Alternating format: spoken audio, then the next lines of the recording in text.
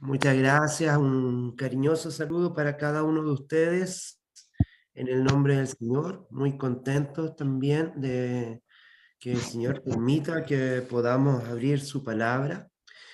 Estamos todavía en nuestros países con esa libertad, con esa posibilidad de seguir adorándole, de seguir sirviéndole. También tenemos entendimiento que en muchos lugares del mundo cada vez es más difícil, se cierran lugares de encuentro, se cierran iglesias, se cierran templos, y la palabra del Señor está sacándose de algunos lugares, se sacan de los colegios, se sacan de las escuelas, de las universidades, y cada vez es más difícil predicar la palabra del Señor, y el Señor ha puesto nuevos medios para que lo podamos hacer. Lo que a lo mejor hoy día no se puede hacer en un colegio, en una escuela, en una universidad, en un municipio, en otro espacio, o fuera de la casa, o en una iglesia, o en la calle. El Señor nos está regalando este espacio y este medio para que lo podamos hacer. Y debemos utilizarlo porque el Señor también así lo quiere y lo permite y si no somos nosotros, el Señor utilizará incluso hasta las piedras para poder hacerlo. Los niños, los adultos, los ancianos, y el Señor utilizará todo medio para que se pueda predicar el Evangelio. Dicho esto, también sé que hay angustia, sé que hay un poco de incertidumbre en lo que pasa en cada una de nuestras regiones, en nuestros países. Por ahí, viendo algunos estados de la hermana Julieta, también vemos preocupación. Ella dice, tengo un hermoso país.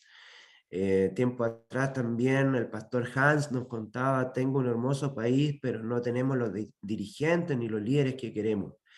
Pero hay que orar por ellos. Debemos orar por los dirigentes que tenemos, por los dirigentes que el Señor ha permitido tener en cada una de nuestras naciones, en cada uno de los lugares donde nos tocó vivir o nos tocó ser llamados para la obra del Señor. Quizás tú votaste por un líder y otros votaron por otro y salió el que no te gustaba, pero el Señor te llama también y te invita a orar por ellos, sabiendo que puede haber sido un líder que está equivocado. Piensa que José tuvo que orar por el faraón, piensa que Daniel tuvo que orar por Nabucodonosor, piensa que muchos de ellos tuvieron que orar, hombres que tuvieron que orar por reyes. Isaías tuvo que orar dentro de su mismo pueblo por un rey que estaba equivocado. Entonces, te invito a que también puedas hacerlo. En esta oportunidad quiero tomar la palabra del Señor en Deuteronomio 13:4. Deuteronomio 13:4. Y vamos a basarnos en un personaje de la Biblia que no está específicamente en Deuteronomio eh, 13:4, pero sí nos va a dar una señal. Quiero invitar al hermano Patricio Castro que nos pueda leer Deuteronomio 13:4. Ustedes saben que me gusta que podamos usar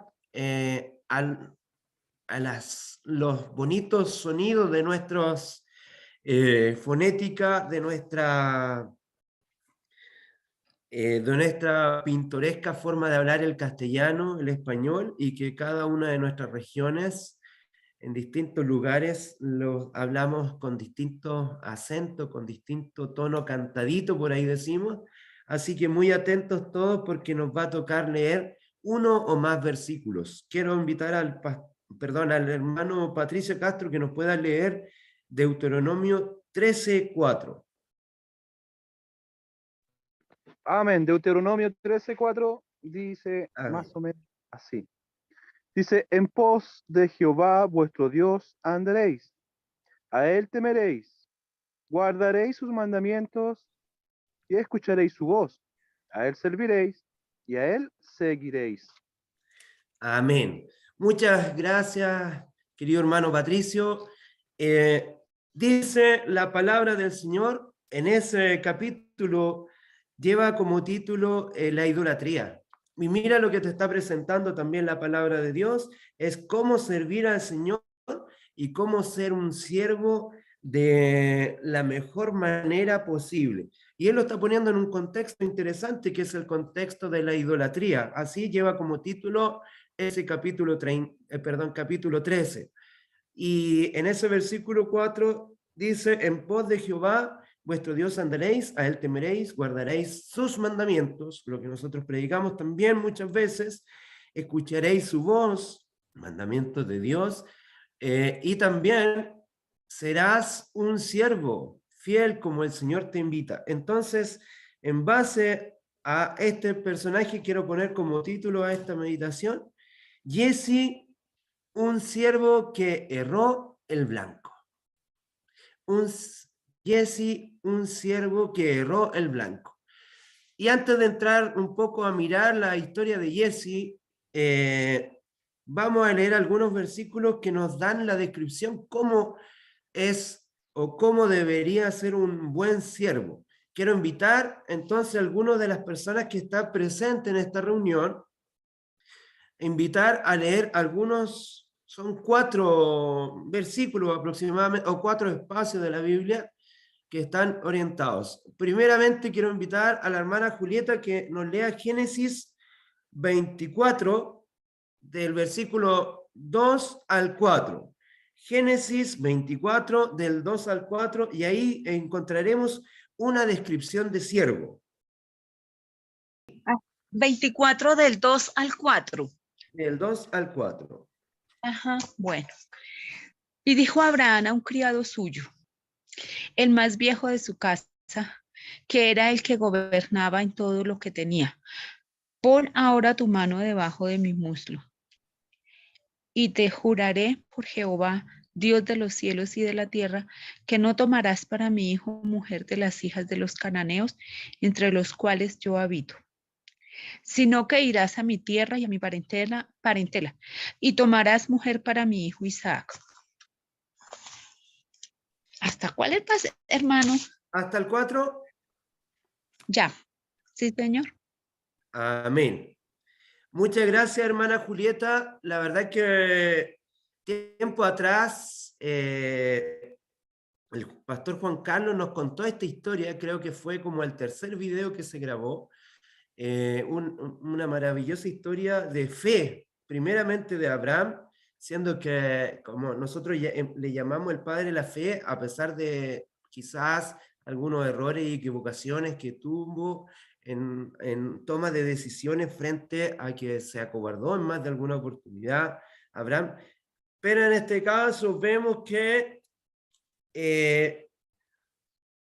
confía plenamente en su siervo para una decisión muy importante y le dice que confía en él, que no va a tomar una mujer dentro del donde él está viviendo como con otra forma de ser cananea, ¿cierto? Sino que lo invita a un lugar para que él pueda tomar una mujer. Y este hombre, o sea, estaba a cargo, dice, de toda su casa, de todos sus bienes y de todo lo que a él le correspondía.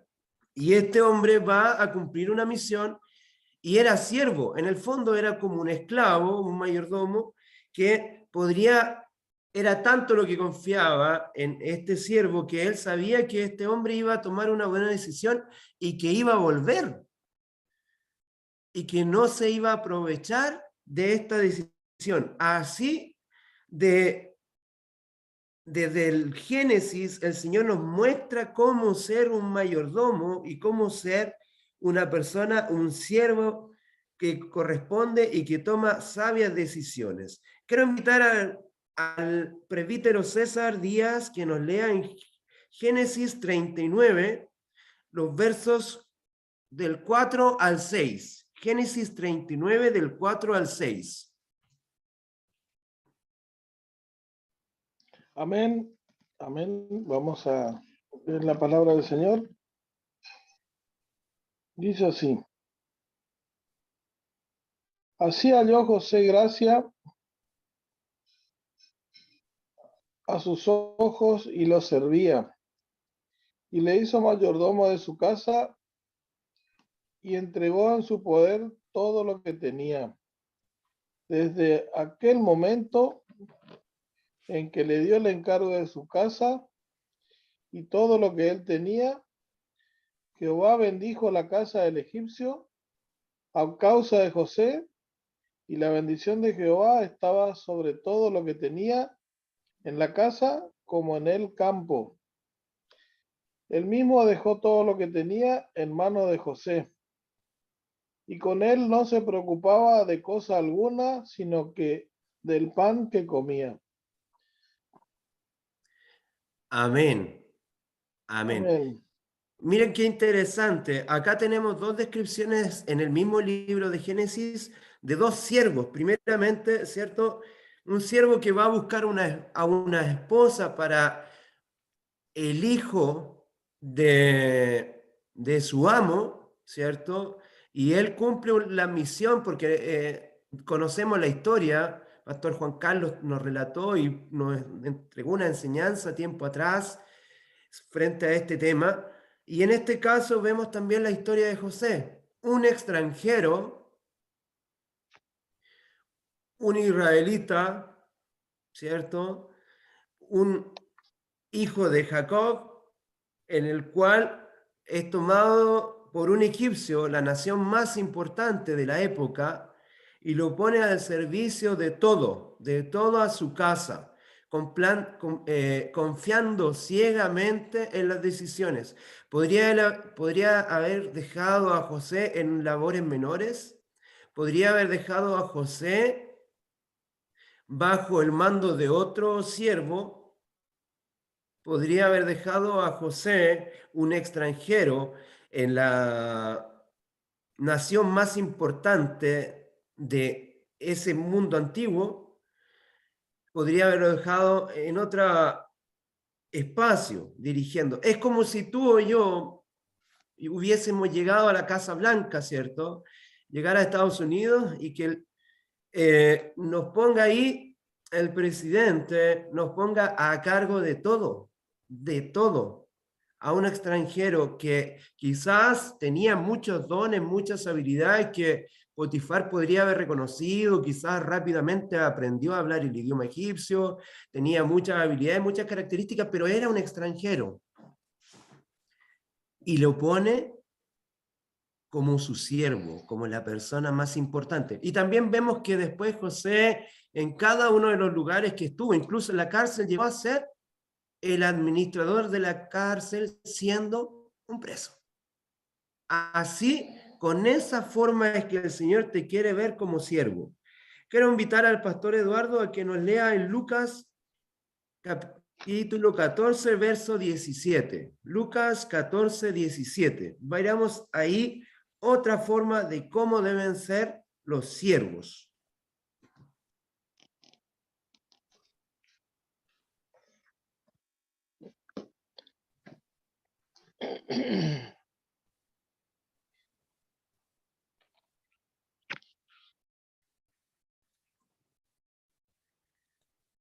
Catorce 17 dice, a la hora de la cena, envió a su siervo a decir a los convidados, venid, que ya todo está preparado. Amén. Aquí nosotros en el contexto vemos que había un hombre que hizo una gran cena y convidó a muchos a esta cena, ¿cierto? Y este hombre que tenía una cena preparada en el aposento alto para nuestro Señor Jesucristo y sus discípulos, también tenía autoridad frente a un siervo y le dice, invítalos todos a la cena. ¿Cierto? Ahí vemos otro siervo que obedece y que sirve a Jesucristo en otro contexto, ¿cierto? Para poder celebrar, si bien es cierto, ellos no sabían que esta podría ser la última cena del Señor. Quiero leer también en este mismo libro de Lucas, en el capítulo 17, Lucas 17, verso 7, Lucas 17, 7. Y aquí nos dice, de hecho lleva un título, no sé si en las Biblias de ustedes también lo lleva, y dice, el deber del siervo. Incluso está esto puesto hasta el verso 9. Leeremos el 7 y vamos a sacar algunas enseñanzas de ello. ¿Quién de vosotros, teniendo un siervo que ara y apacienta ganado, al volver él del campo, luego le dice, pasa, siéntate a la mesa? ¿Cierto? Más bien, ¿qué es lo que hace el dueño, cierto? Le dicen, no le dice más bien, prepárame la cena, cíñeme y sírveme hasta que haya comido y bebido. Después de esto, come y bebe tú. ¿Acaso da gracias el siervo porque hizo lo que se le había mandado? Pienso que no. Estas son palabras de nuestro Señor Jesús.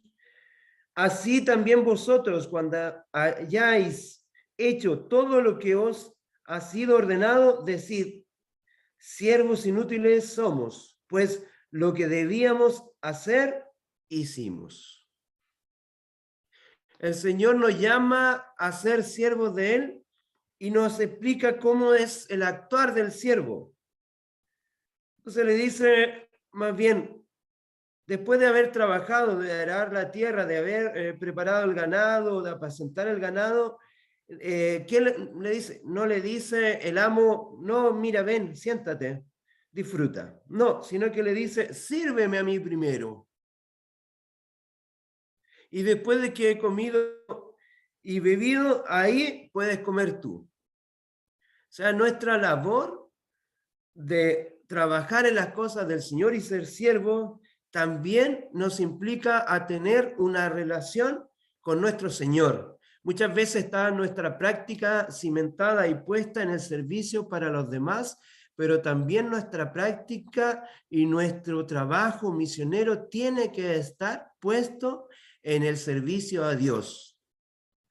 A veces hay muchas personas que se dedican a ser tremendos siervos misioneros, han dado incluso su vida por el trabajo y han mostrado porque ven que en el otro están sirviendo a Dios, pero el Señor también te pide, sírveme a mí.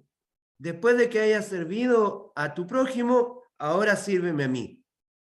Y muchas veces en el trabajo pastoral, en el trabajo misionero, en el trabajo que el Señor te ha encomendado, te has desgastado, has puesto todas tus fuerzas, todas tus energías en servir a otro, pero te has desconectado en servir a tu Dios. Y eso no nos puede pasar. Quiero invitar a Heriberto que nos pueda leer en Juan, en el Evangelio de Juan, del 1 al 17, por favor. Juan 13, del 1 al 17.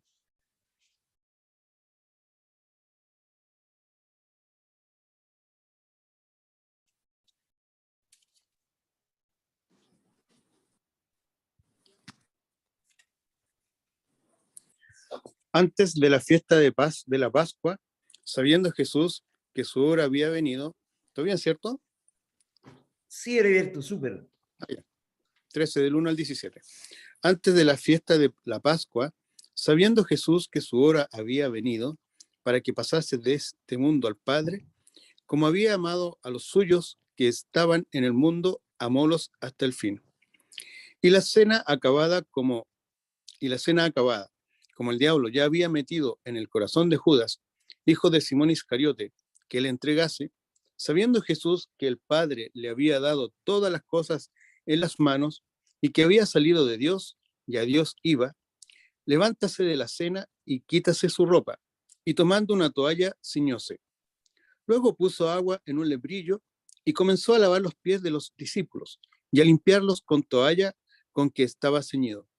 Entonces vino a Simón Pedro, y Pedro le dice, Señor, ¿tú me lavas los pies? Respondió Jesús y díjole, lo que yo hago, tú no lo entiendes ahora, mas entenderás después. Dícele Pedro, no me lavarás los pies jamás. Respondióle Jesús, si no te lavare, no tendrás parte conmigo. Dícele Simón Pedro, Señor, no solo mis pies, mas aún las manos y la cabeza. Dícele Jesús, el que está lavado no necesita sino que lave los pies, mas está todo limpio. Y vosotros limpios estáis, aunque no todos. Porque sabía que él le había de entregar. Por eso dijo, no estáis limpios todos. Así que, después que les hubo lavado los pies y tomado su ropa, volvióse a sentar a la mesa. Díjoles, ¿sabéis lo que os he hecho? Vosotros me llamáis maestro y señor, y decís bien, porque lo soy. Pues si yo, el Señor y el Maestro, he lavado vuestros pies, vosotros también debéis lavar los pies los unos a los otros. Porque ejemplos he dado para que, como yo os he hecho, vosotros también hagáis. De cierto os digo, el siervo no es mayor que su Señor, ni el apóstol es mayor que el que le envió. Si sabéis estas cosas, bienaventurados seréis si las hiciereis. Gloria a Dios. Amén. Muchas gracias, Heriberto. La verdad es que, por lo general, este texto, ¿cierto? Lo leemos en un contexto cuando celebramos la comunión, cuando hacemos un rito de humildad, cuando estamos celebrando Semana Santa o en otras oportunidades que como iglesia decidimos tener este rito, ¿cierto? Pero lo llevamos a la aplicación de que el Señor nos dio un ejemplo, pero en este caso también nos muestra el Señor una diferencia de cómo nosotros como líderes debemos actuar en una tarea de siervo. Cómo el Señor Jesucristo, siendo el Maestro, ¿verdad?, nos presenta y cómo nos vinculamos y cómo Él se vinculó con sus discípulos y cómo ejerce un liderazgo de una manera completamente diferente y distinta a lo que el mundo antiguo tenía como visión. Y el Señor viene y transforma un paradigma, una mirada ideológica de cómo actuaba un maestro. Y esto para ti y para mí, que quizás el Señor nos está llamando a desarrollar un apostolado, que nos está llamando a cumplir una función, a desarrollar un ministerio, también nos tiene que llevar a cómo debemos actuar con aquellas personas con las cuales nosotros queremos vincularnos y enseñarles sobre una relación con Dios, para que esa persona se pueda relacionar con Jesucristo. Tú también, tú y yo tenemos que ser un siervo y aprender a servir, tomar esa mirada. Bueno, yo dije que iba a usar el ejemplo de Jesse y quiero contar un poquito acerca de Jesse, pero para introducir el tema quiero decir que nosotros muchas veces que conocemos ya la Escritura, admiramos a algunos profetas, admiramos a algunos líderes y quizás nos vinculamos o nos parecen algunos profetas más interesantes que otros. Algunos son admiradores de Elías, por ejemplo, otros de Jeremías, por cómo le habló al pueblo. En el pueblo de Israel también existía eso mismo. Otros de Isaías, Jeremías, ¿cierto? Impactaron mucho, Elías y Eliseo. Eliseo, que tuvo una doble porción del Espíritu Santo al recibir el ministerio de quien estaba trabajando. Otros también de Samuel, otros de Natán, por cómo fue valiente y habló con David, pero cada uno de los profetas también tuvo un discípulo a quien le ayudó. Por ejemplo, Jeremías tuvo a Baruch. Y nosotros sabemos que Elías tuvo a Eliseo y después Eliseo tuvo a Jesse. Quiero llevarlos a la palabra de Dios en Segunda de Reyes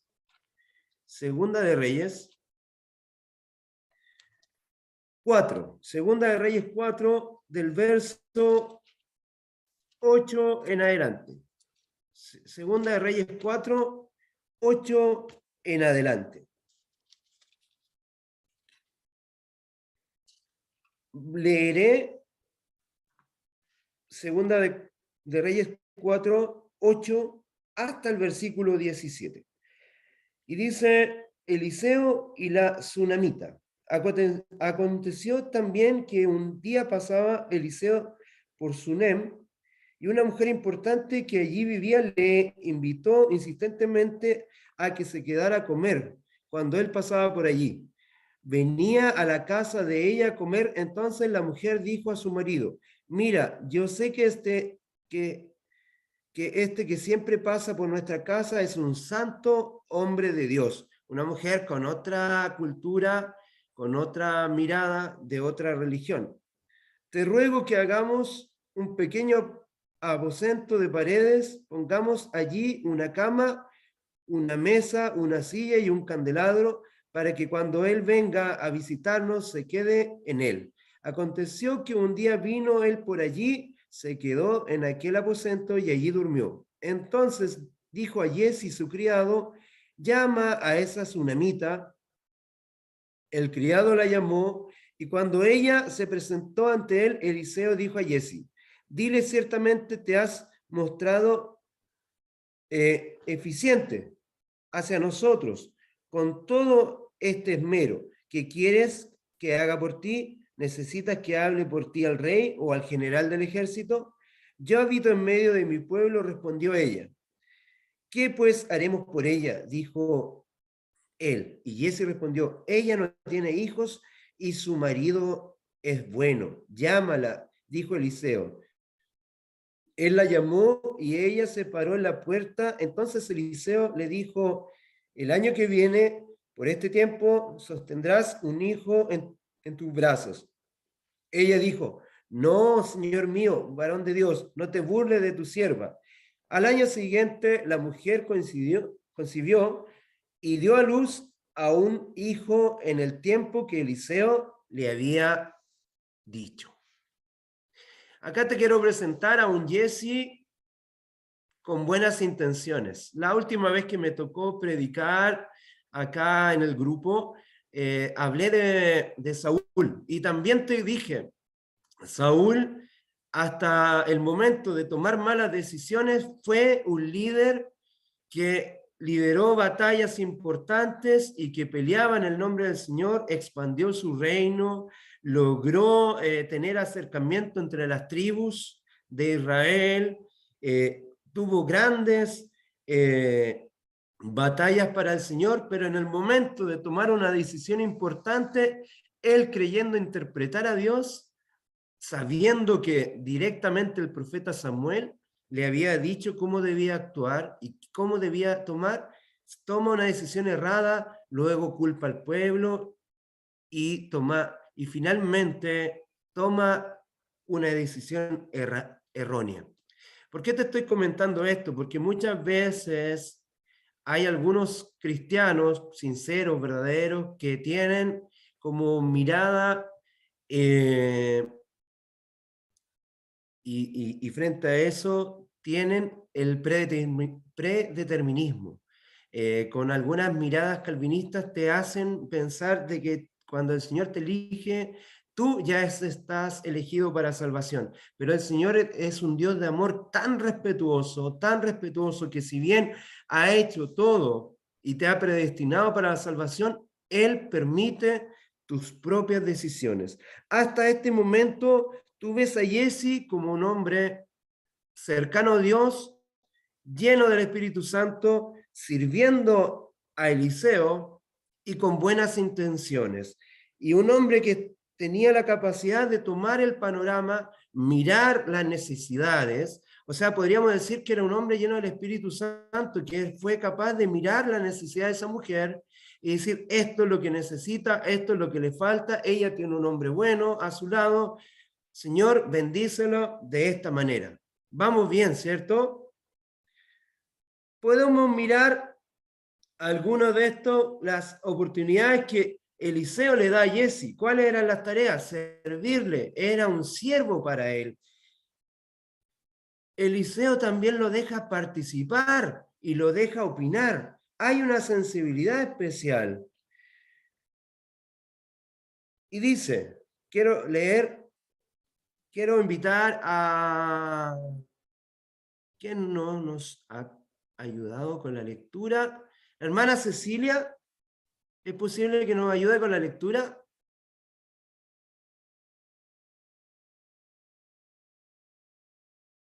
¿Sí? O tenemos a hermano Patricio, está con su señora ahí, ¿cierto? No, estoy con ella. ¿No? Ah, ya. ¿Usted nos podría leer los siguientes versículos hasta el 31, por favor? Estamos en el Segunda de Reyes 4, del verso 18 en adelante, por favor, hasta el 31.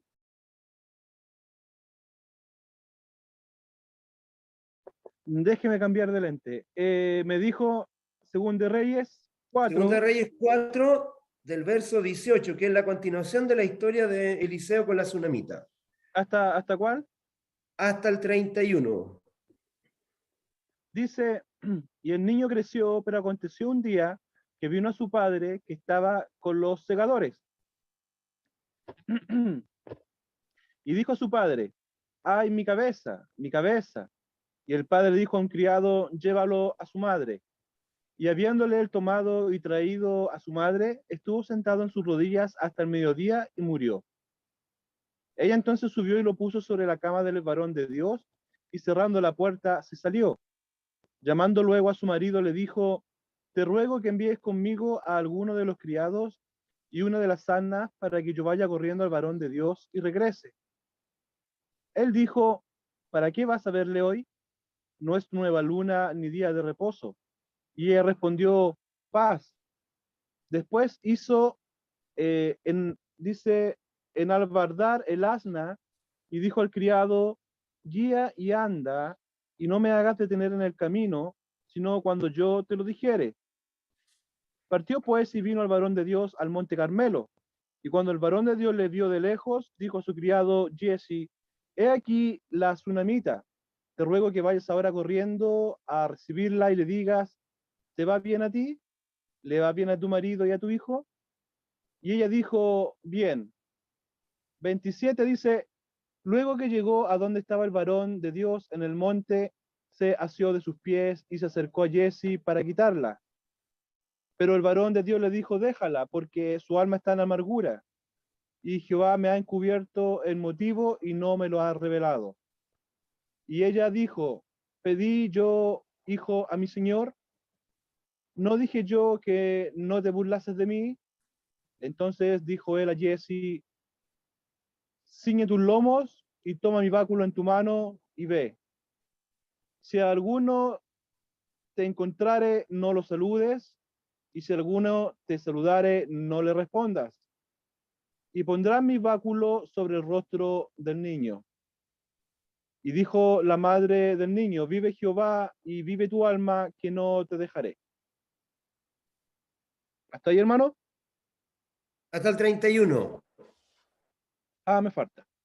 Él entonces se levantó y la siguió.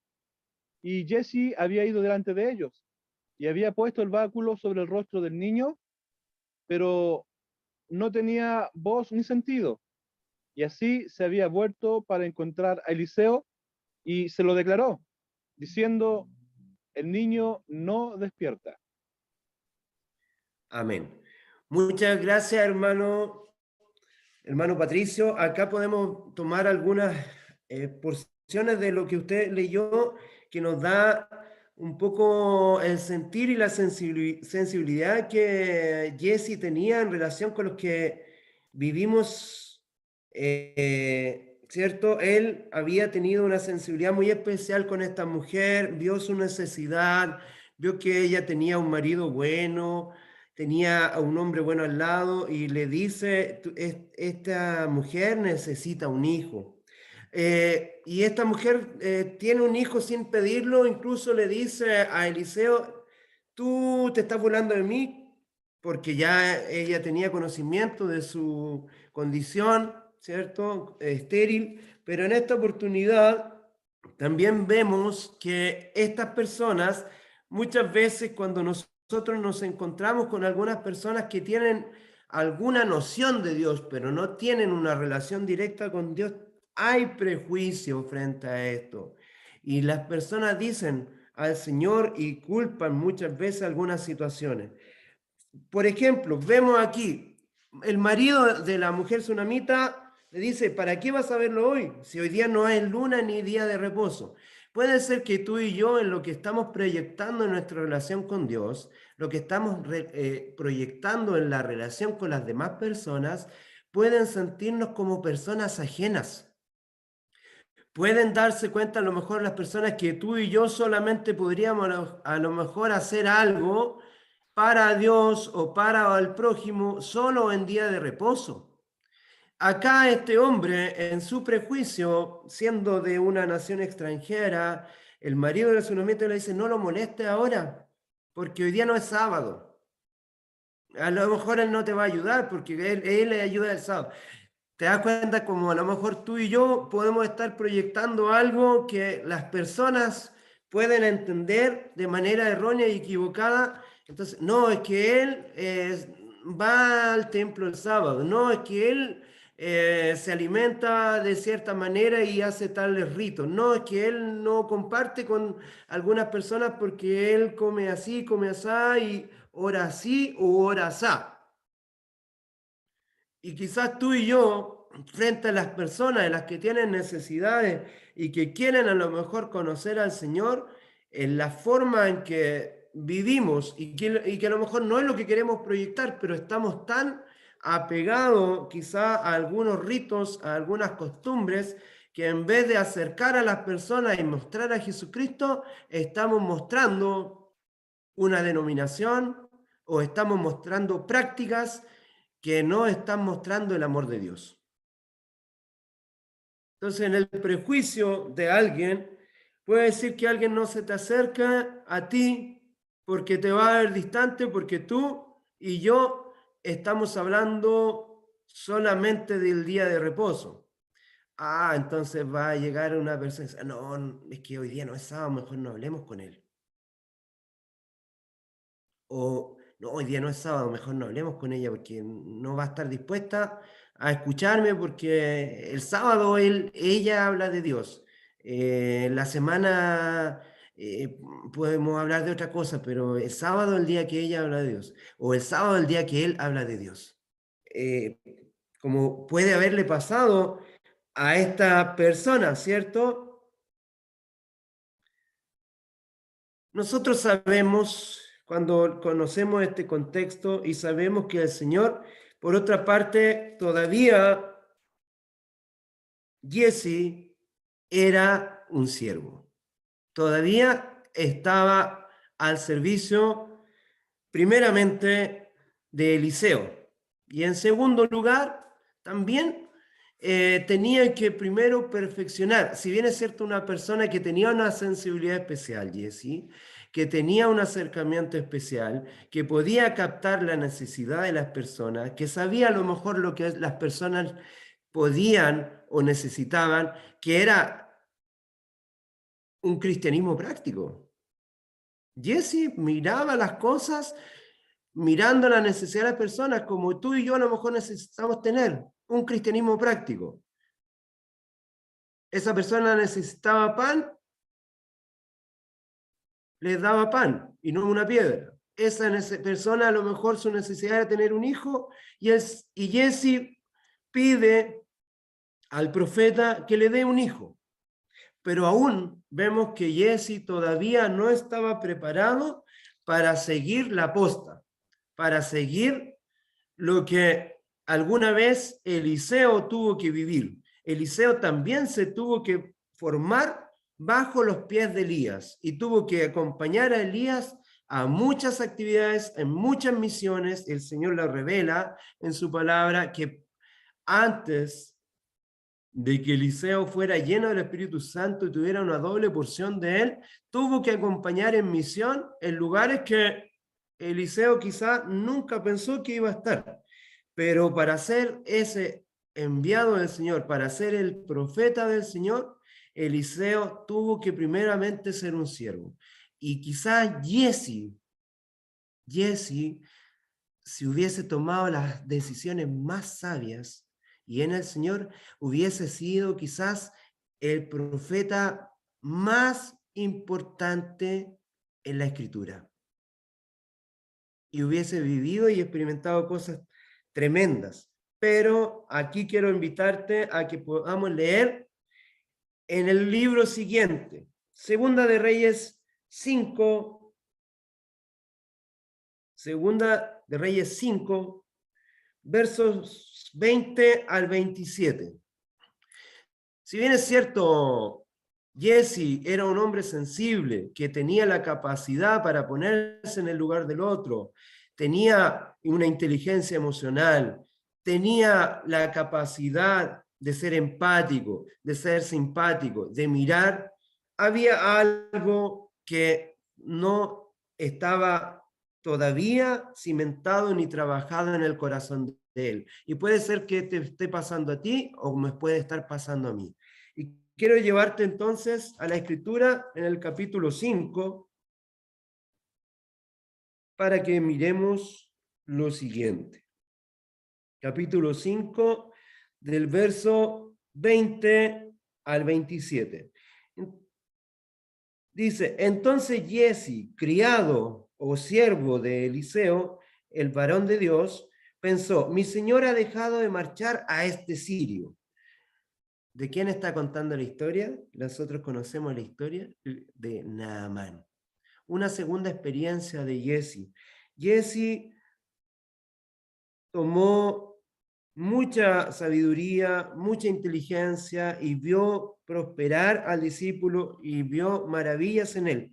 Pero luego él vive esta próxima experiencia y como él todavía no estaba maduro en las cosas del Señor, dice que entonces Jesse, criado de Eliseo, el varón de Dios, pensó, mi Señor ha dejado marchar a este sirio. Naamán. Ahí ya encontramos algo extraño. A este sirio, Naamán. Un prejuicio. ¿Por qué no dijo Naamán solamente? Ya él tenía algo arraigado en su corazón, que es el prejuicio de Jesse, que puede ser el nacionalismo. Nacionalismo tuyo, nacionalismo mío. Una mirada prejuiciosa, racista, un prejuicio étnico. Porque él tenía claridad de que la nación santa, la nación de Israel, era la cual él debía guiar. A pesar de que él había tenido ya encuentros con otras personas de otras etnias, como la mujer sunamita. Pero ¿cómo ahí fue llevada la misericordia? ¿Por qué? Porque en este caso la mujer sunamita estaba bajo el nivel. En cambio, Naamán era un general del ejército sirio y estaba por sobre él. Entonces la autoridad, la falta de simetría en la balanza hizo que Jesse mirara las cosas con otra perspectiva. Cuidado para ti y para mí cuando miramos a alguna persona que pueda estar por sobre nosotros y cómo lo miramos en los ojos de Dios. Dice, entonces Jesse, criado de Eliseo, el varón de Dios, pensó, mi señor ha dejado marchar a este sirio, Naamán, sin aceptar de sus manos las cosas que había traído. Vive Jehová, que correré tras él a ver si obtengo alguna cosa. Siguió Jesse a Naamán, y cuando Naamán vio que venía corriendo tras él, se bajó del carro para recibirlo y le preguntó, ¿va todo bien? Todo bien, respondió él, pero mi señor me envía a decirte, acaban de venir a verme a los montes de Efraín 2 jóvenes de los hijos de los profetas. Te ruego que les des un talento de plata y 2 vestidos nuevos. Naamán dijo, toma, por favor, los 2 talentos. Le insistió y ató los 2 talentos de plata en 2 bolsas, junto con los vestidos nuevos, y lo dio todo a los 2 de sus criados para que lo llevaran a cuestas delante de Jesse. Cuando llegó a un lugar secreto, lo tomó de manos de ellos y lo guardó en la casa. Luego mandó a los hombres que se fueran, entonces entró y se presentó ante su señor. Eliseo le dijo, ¿de dónde viene Jesse? Tu siervo no ha ido a ninguna parte. Mira, Quizás las intenciones de Jesse fueron buenas. Jesse había visto a Eliseo, que venía de una buena familia. Eliseo era a diferencia de Elías, que Elías, al igual que el Bautista, se vestía de piel, vivió una vida compleja. Eliseo venía de una familia de buena situación. Y vio que este hombre de Dios quizás era para apoyarlo a él. Quizás la decisión que estaba tomando Jesse era para una decisión de acompañar el ministerio, de acompañar, de hacerlo de la mejor manera. Pero aquí ya entró en una segunda mentira. La primera mentira es la que dice a Naamán. Pero aquí entra en una segunda mentira y miente al enviado de Dios, al profeta. ¿De dónde vienes, Jesse? Tu siervo no ha ido a ninguna parte, respondió él. Pero Eliseo insistió. Cuando aquel hombre descendió de su carro para recibirte, ¿no estaba también allí mi corazón? ¿Acaso es tiempo de tomar plata, de tomar vestidos, olivares, viñas, ovejas, bueyes, siervos y siervas? Por tanto, la lepra de Naamán, se te pegará a ti y a tu descendencia para siempre. Y salió de su presencia leproso, blanco como la nieve. Quizás Jesse podría haber sido el profeta más grande que la nación de Israel podría haber hablado de él, haber contado de sus maravillas. El Señor lo podría haber utilizado. Él vio grandes maravillas de Eliseo, seguramente también sabía todo lo que había vivido Elías, todas las maravillas y cómo el Señor también obró en él, cómo el Señor obró en Eliseo.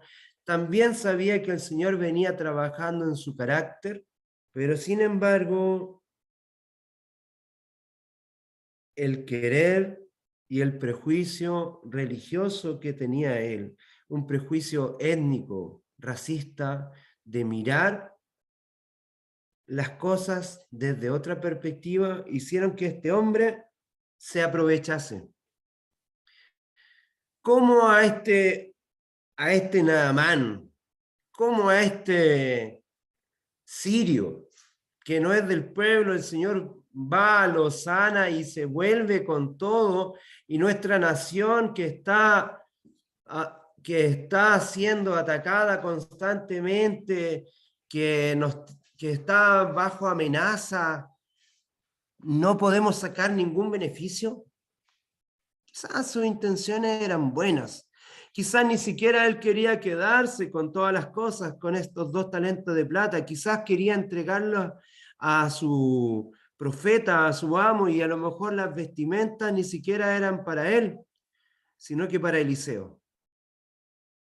Pero con todas las maravillas, con todos los prodigios, con todas las cosas que él vio en el varón de Dios, sin embargo, toma esta mala decisión.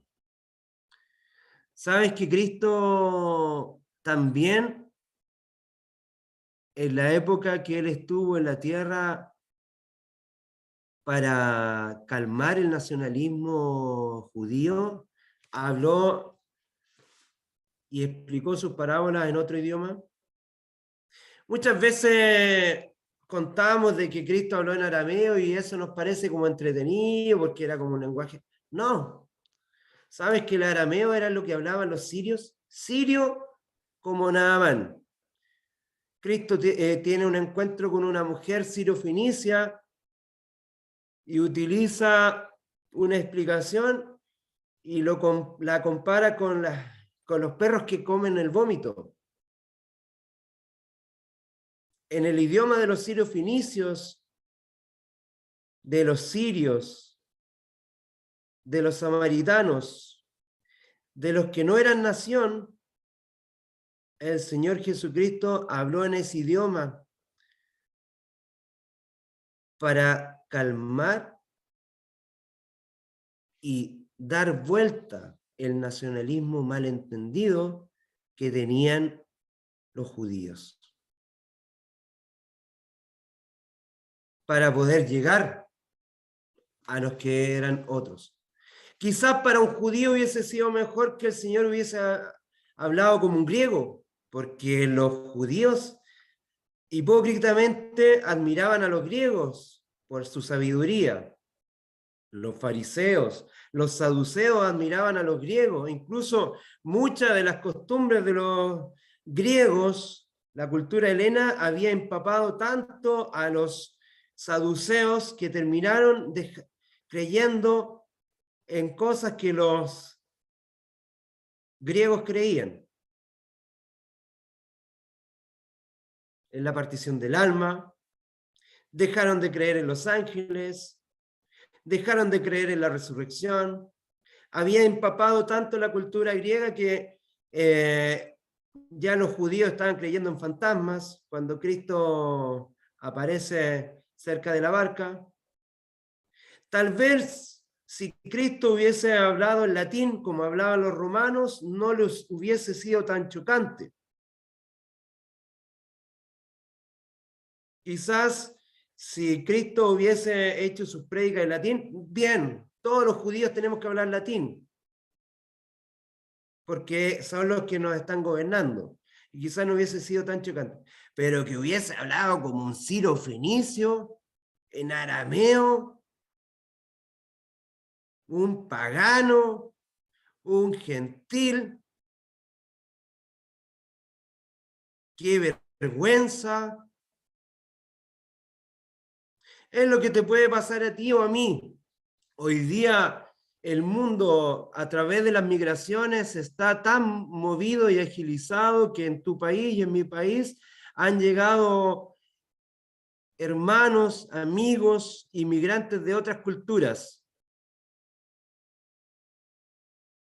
¿Imaginas que en 20 años más o 30 años más llega un joven y te hablara y ya nosotros pudiéramos captar un poquito más el creol, el creolé, y te empezara a hablar de las cosas de Dios en creol? ¿No sería chocante para ti o para mí?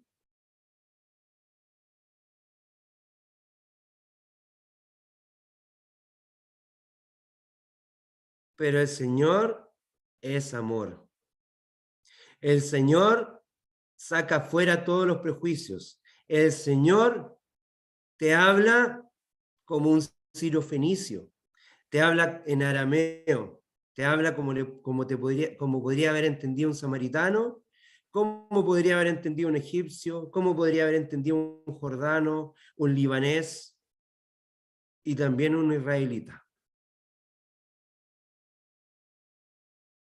No era lo pomposo de hablar en arameo, sino que era un idioma considerado pagano, gentil, despreciado.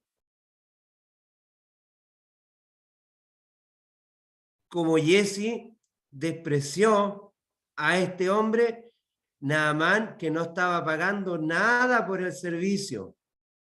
Y recuerda que fue mutuo. Naamán también tenía prejuicios hacia el pueblo de Israel. ¿Cómo me voy a meter en ese río ordinario del Jordán, teniendo tremendos ríos nosotros acá? Nosotros estamos llenos de prejuicios. Y hoy día, en nuestras naciones, han llegado hermanos de Ecuador, de Venezuela, de Bolivia, de Cuba, de Colombia, y nosotros, en vez de llevarle a Cristo, estamos llenos de prejuicios también. Espero en el Señor que tú y yo, a estos amigos migrantes, podamos llevarle lo que ellos necesitan. Que el Señor se apiade de ellos y se apiade primeramente de nosotros y que podamos ser movidos a misericordia y podamos ver las necesidades que ellos tienen y podamos bendecirles, que podamos llevarle lo que ellos necesitan, el pan, la palabra de Dios, un mensaje de esperanza. Que no estemos mirando solamente, que llegaron muchos venezolanos y que están robando y que esto y que esto otro, que los colombianos, que esto, que esto otro. Nosotros también en el pasado, en nuestro país y en otros países vecinos, nos tocó migrar, nos tocó viajar, nos tocó salir por distintos motivos políticos, quizás después serán religiosos, pero que el Señor te lleve y te mueva a misericordia y a que puedas mirar a tu hermano como lo que es tu hermano. Ya no existe el judío ni existe el griego. Todos somos unos en Cristo. Yo quisiera pedirle al hermano César Díaz, que pueda poner en oración esto y que también nosotros podamos en nuestro corazón ayudar, bendecir, edificar y hacer crecer espiritualmente a cada uno de nuestros amigos migrantes. Amén, amén. Vamos a orar por esta palabra, vamos a orar para que toda esta palabra que el Señor habló a través del hermano se haga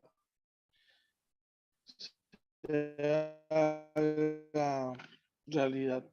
Oramos, Señor y Padre amado, te pedimos, Señor, que en todos sus hermanos migrantes, como lo decía el hermano, te pido, Señor, que todo lo que oímos de esta palabra seamos edificados y que cada día seamos mejores servidores tuyos a través de tu palabra y a través del mensaje que recibimos de parte del corazón del Señor Jesús. Todo esto lo agradecemos en el nombre de Jesús. Amén y amén.